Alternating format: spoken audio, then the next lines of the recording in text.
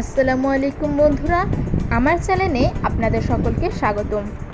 আজ আমি তৈরি করেছি মুরগির পা গিলা কলিজা দিয়ে লাউয়ের রেসিপি। আশা করি আপনাদের সকলের ভালো লাগবে। সবাইকে শুভেচ্ছা জানিয়ে শুরু করছি আমার আজকের এই রেসিপি।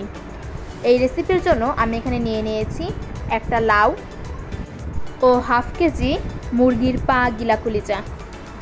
এখন একটা কড়াইতে দিয়ে দিচ্ছি সয়াবিন তেল।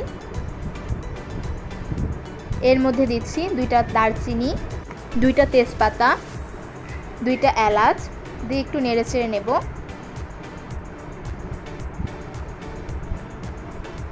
এরপর এর মধ্যে দিয়ে দিচ্ছি 1 কাপ পেঁয়াজ। পেঁয়াজটাকে বাদামি করে ভেজে নিতে হবে।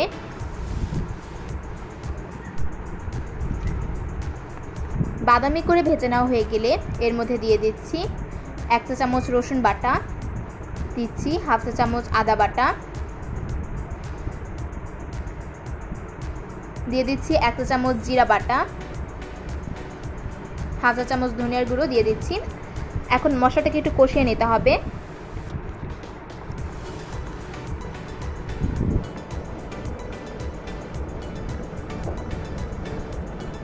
কষানো শেষে এর মধ্যে দিয়ে দিচ্ছি 1 কাপ পানি।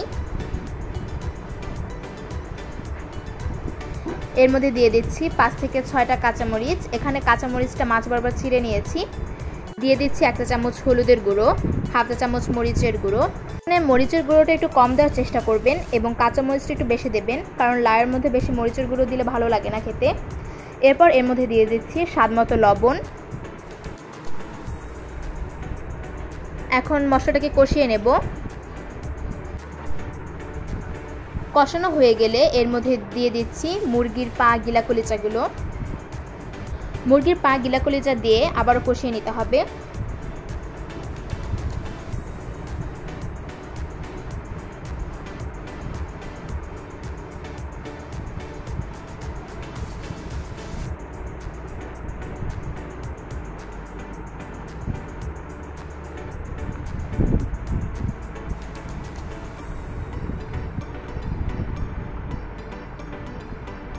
কষানো হয়ে গেলে এর মধ্যে দিয়ে দিচ্ছি লাউগুলো।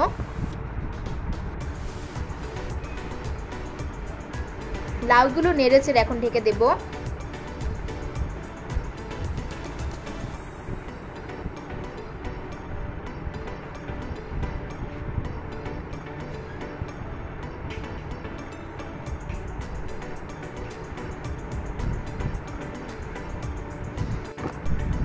এরকম 5 মিনিট পর পর কয়েকবার লাউটাকে নেড়ে ঢেকে দেব।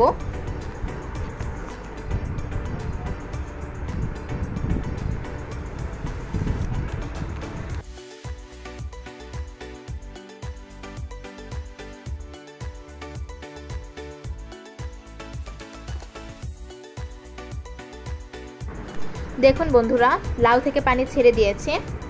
এখানে এক্সট্রা কোনো পানি দেওয়ার প্রয়োজন নেই। লাউয়ের যে পানিটা আছে সেই পানি দিয়ে লাউটা সেদ্ধ হয়ে যাবে।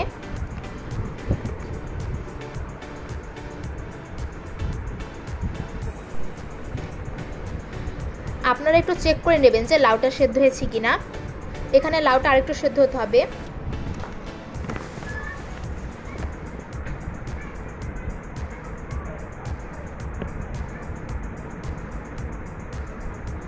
লাউটা সেদ্ধ হয়ে গেছে।